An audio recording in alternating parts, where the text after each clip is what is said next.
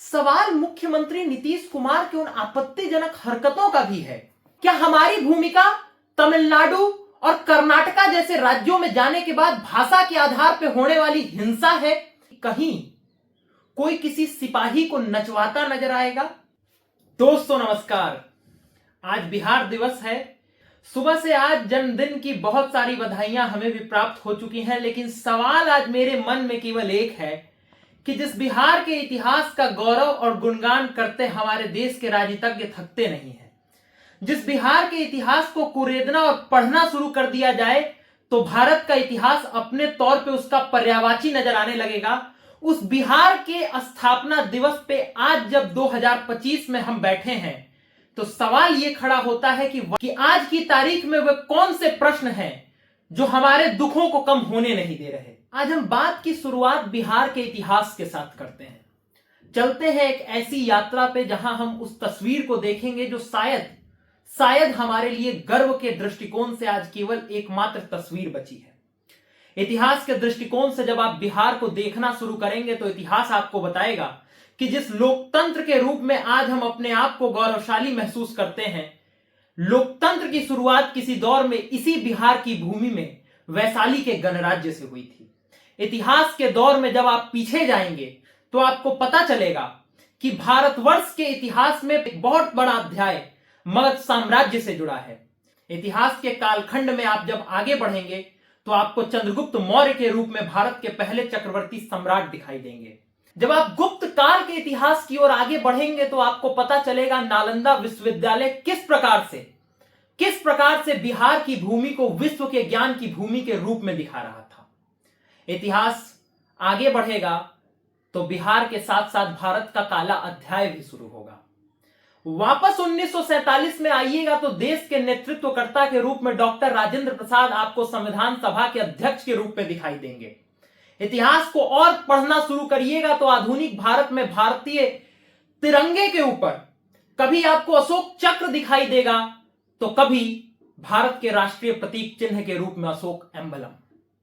इतिहास के उन अध्यायों को पढ़ने के बावजूद आपके दिमाग में एक प्रश्न तो खड़ा हो ही रहा होगा कि आखिर वो कौन सी परिस्थितियां थीं जिसके कारण आज हमारा बिहार भारत के सबसे पिछड़े राज्यों की श्रेणी में आके खड़ा हो गया। आखिर वो कौन सी परिस्थितियां रहीं कि बिहारी का प्रतीक मजदूरी बना? आखिर वो कौन सी परिस्थितियां बनी जिसने बिहारी शब्द को गाली के रूप में भारतवर्ष में सबके जुबां पे ला खड़ा किया? आखिर वो कौन सी परिस्थितियां बनी कि बिहारी शब्द अपने तौर पे किसी के लिए उनकी पहचान का नहीं अपितु अपमान का प्रतीक बनता चला गया? आखिर वो कौन सी परिस्थितियां रही कि जिस बिहार ने संपूर्ण विश्व को लोकतंत्र दिया, जिस बिहार ने संपूर्ण विश्व को ज्ञान दिया, जिस बिहार ने संपूर्ण विश्व को विज्ञान दिया, जिस बिहार ने संपूर्ण विश्व को अध्यात्म दिया, वही बिहार जिसने राजनीति की पाठ्य पुस्तक के रूप में संपूर्ण विश्व को अर्थशास्त्र दिया, अर्थशास्त्र की उसी गणित में आज वही बिहार प्रश्न चिन्ह के दायरे में आके क्यों खड़ा हो गया? सवाल वर्तमान हमारे इतिहास से पूछ रहा है कि आखिर वो कौन सी परिस्थितियां थीं? आखिर वो कौन सी परिस्थितियां हैं कि भारत के सबसे युवा राज्य के रूप में अगर बिहार जीडीपी ग्रोथ रेट के रूप में सबसे तेज गति से बढ़ता हुआ राज्य दिखाई देता है तो प्रति व्यक्ति आय के दृष्टिकोण से हम देश के सबसे गरीब राज्यों में आके खड़े हो जाते हैं। आखिर इन प्रश्नों का जवाब देगा कौन और कौन है जो इन सवालों के जवाब देने के लिए तैयार बैठा है? विपक्ष से इन प्रश्नों की उम्मीद उत्तर के दृष्टिकोण से की नहीं जा सकती। सत्ता में बैठे हुए लोगों के मानसिक स्थिति पर इतने प्रश्न चिन्ह खड़े हो गए हैं कि उनसे जवाबों की अपेक्षा यह बिहार कर नहीं पा रहा है। तीसरे विकल्प के रूप में बिहार के पास ऐसा कोई विकल्प है नहीं जो अपने तौर पे इन प्रश्नों का जवाब देना शुरू कर दे। तो बिहार दिवस पे 113 वर्षों की इस यात्रा के उपरांत संपूर्ण बिहार आज कमोवेश एक ही प्रश्न के उत्तर के रूप में अपनी यात्रा को आगे बढ़ाते चला जा रहा है कि आखिर जिस बिहार का इतिहास इतना महान रहा, विकसित भारत के संकल्प के साथ बढ़ते हुए भारत में आखिर आज उसकी भूमिका रह क्या गई है? क्या हमारी भूमिका भारत के हर राज्य को मजदूर सप्लाई करने की है? क्या हमारी भूमिका तमिलनाडु और कर्नाटका जैसे राज्यों में जाने के बाद भाषा के आधार पर होने वाली हिंसा है? क्या हमारी भूमिका केवल बिहारी के पर्याय के रूप में, गाली के रूप में प्रयोग किए जाने की है? और तमाम सवालों के बाद एक सवाल यह खड़ा होगा कि नीतीश कुमार के रूप में अगर बिहार की सत्ता पे, बिहार के नेतृत्वकर्ता के रूप में एक इंजीनियर व्यक्ति बैठा है, तो वो कब यह प्रश्न अपने अगल बगल के राज्यों से करना शुरू करेगा कि आखिर हमारा राज्य जो ज्ञान का प्रतीक है, जो आईएएस ऑफिसर्स का प्रतीक है, जो ब्यूरोक्रेसी के वर्चस्व का प्रतीक है, वो गाली का प्रतीक कब बन गया? सवाल अपने तौर पे मुख्यमंत्री नीतीश कुमार के खिलाफ भी कम नहीं है। सवाल अपने तौर पे विधानसभा के उस प्रसंग का भी है जब महिलाओं के ऊपर और नव दंपत्ति जोड़ों के ऊपर कई प्रकार के ऐसी टिप्पणियां उनके द्वारा विधानसभा और विधान परिषद में की गई जो सामाजिक दृष्टिकोण से बेहद आपत्तिजनक था। सवाल मुख्यमंत्री नीतीश कुमार की उन आपत्तिजनक हरकतों का भी है जो बीते दिनों हम सब ने देखा कि कैसे राष्ट्रगान के समय वो कभी पत्रकारों को नमस्कार करते नजर आए तो कभी अपने ही प्रधान सचिव को कुछ उलूल जुलूल इशारे करते नजर आए। एक बार जरा इन वीडियोस को देखिए जो आपको इस बात को पूरे साफ तौर पे बता देगा कि आखिर मैं किस बात की बात कर रहा हूं। नीतीश अपने दाहिनी तरफ खड़े मुख्य सचिव दीपक कुमार का हाथ पकड़ते हैं और उनसे मुस्कुराते हुए कुछ कहने की कोशिश करते हैं। दीपक कुमार राष्ट्रगान की तरफ ध्यान दिलाते हैं और खुद सावधान खड़े हो जाते हैं। नीतीश इसके बाद राष्ट्रगान के शब्दों को दोहराते हुए उनके कंधे पर हाथ रखते हैं और नीचे खड़े पत्रकारों की तरफ हाथ जोड़ लेते हैं। नीतीश जी की जो स्थिति है, ये बीमार है और भारत का संविधान ये कहता है कि जो व्यक्ति बीमार हो उसको गद्दी पर बने रहने का कोई अधिकार। ऐसे बयान को सुनने के बाद उनके स्वास्थ्य को लेकर है और अपने प्रदेश को भी लेकर है। ऐसे मानसिक हालात वाले व्यक्ति को एक प्रदेश की जिम्मेदारी नहीं दी जा सकती। तो ये पता चल रहा है कि नीतीश जी की शायद मानसिक स्थिति ऐसी नहीं है जहां पर कि वो राज्य को चलाने के लिए पूरी तरह से स्वस्थ हों, ऐसा लोगों का स्पेकुलेशन है। तो मैं ये कह रहा हूं कि सरकार को चाहिए, नीतीश कुमार को चाहिए कि वो मानसिक तौर पे स्वस्थ है, इस बात को सर्टिफाई कर दें कोई डॉक्टर। अब ये प्रतीत होता है कि अब मुख्यमंत्री जो हम बार बार कहते हैं अचेत अवस्था में हैं, इनके स्वास्थ्य को लेकर के हम लोग चिंता करते हैं। सवालों के घेरों में आज प्रधानमंत्री मोदी से लेके बिहार का विपक्ष है। सवालों के घेरे में अपने तौर पे भारतीय जनता पार्टी का बिहार विंग है।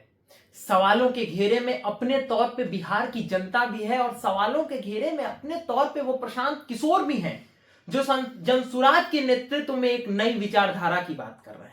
इन सारे प्रश्नों के उत्तर के रूप में जब आप विचार करना शुरू करिएगा तो आपको केवल 2-3 बातें साफ तौर पे सामने निकल के आना समझ में आने लगेंगी। पहला ये कि पिछले 30-35 सालों में बिहार में शासन का एक हिस्सा यदि जंगल राज का रहा है तो अपने तौर पे अपने आप से स्वघोषित एक शासन व्यवस्था का नाम सुशासन रहा है। सुशासन की व्यवस्था की आज तस्वीर यह है कि शासन डेमोक्रेसी से नहीं ब्यूरोक्रेसी से चल रहा है। सुशासन की व्यवस्था की दूसरी तस्वीर यह है कि मुख्यमंत्री अपने तौर पे अपने कंट्रोल में है नहीं। और दूसरी ओर जब आप विपक्ष की ओर देखना शुरू करेंगे तो आपको पता चलेगा कि कहीं कोई किसी सिपाही को नचवाता नजर आएगा, कहीं जब प्रशासन के दृष्टिकोण से आप देखना शुरू करिएगा तो आपको पता चलेगा कि पुलिस वालों की हत्या का सिलसिला बिहार में लगातार आगे बढ़ता ही चला जा रहा है। यानी एक शब्द में और एक वाक्य में बिहार के भविष्य और 2025 के विधानसभा चुनावों के दृष्टिकोण से कोई नई उम्मीद या उगता हुआ सूर्य बिहार को दिखाई दे नहीं रहा। एक बार ध्यान से इस वीडियो को देखिए। आजकल नवीन बाबू के सभी शुभचिंतक बहुत चिंता में है। वो ये देखकर बहुत परेशान है कि पिछले 1 साल में अचानक नवीन बाबू की तबीयत इतनी कैसे बिगड़ गई। बरसों से नवीन बाबू के करीबी रहे लोग अब जब मुझसे मिलते हैं तो जरूर नवीन बाबू की तबीयत की चर्चा करते हैं। वो बताते हैं कि नवीन बाबू अब खुद से कुछ कर नहीं पा रहे हैं। अरसे तक नवीन बाबू के करीबी रहे लोगों का मानना है कि उनकी तबीयत बिगड़ने के पीछे कोई साजिश भी हो सकती है।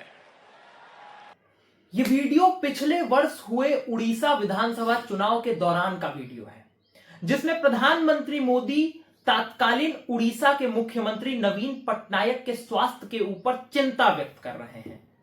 परंतु सवाल यही खड़ा हो जाता है कि बिहार के मुख्यमंत्री के ऊपर विपक्ष द्वारा उठाए गए इतने सवालों के बावजूद और जन सुराज के नेता प्रशांत किशोर द्वारा यह कहे जाने के बावजूद कि नीतीश कुमार खड़े होकर बिना पत्र देखे अपने कैबिनेट के हर कैबिनेट मंत्री का नाम सीधे बता दें,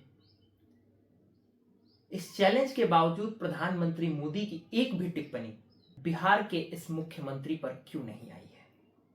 इतने सारे बातों का, विश्लेषण का, टिप्पणियों का, क्रियाओं का और प्रतिक्रियाओं का केवल एक ही सार है कि वर्तमान का बिहार अपने तौर पे एक प्रश्न चिन्ह है, जिसके उत्तर में जब आप देखना शुरू करेंगे तो भी आपको केवल प्रश्न चिन्ह ही प्रश्न चिन्ह नजर आएंगे। धन्यवाद, बहुत बहुत धन्यवाद।